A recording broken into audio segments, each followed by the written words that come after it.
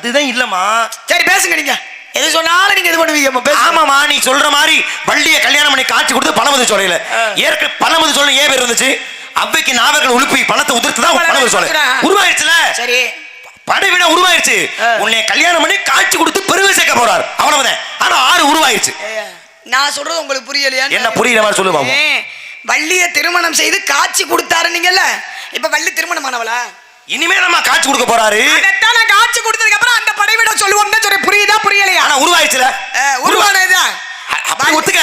6 உருவாயிருச்சுனா அவ்வளவுதான் எனக்கு பிரச்சனை. வள்ளின்னு ஒரு பெண் இருக்கானா, அவ திருமணம் ஆனதுக்கு பின்னாடி அப்பாற்பட்ட அப்படின்ற காரணத்துக்காக அதை நான் உச்சரிச்சு நீ சொல்ல தயங்குற. நான் என்ன கல்யாணம் பண்ண எப்படி சொல்றது? ஆனா நான் சொல்லலாம்ல. அத புரிஞ்சுக்கோங்க. 6 உருவாயிருச்சு நான் சொல்லலாம்ல. 6 உருவாகி விட்டது. இப்ப இது வரைக்கும் உருவானதுன்னு நீ 5 சொல்றீல.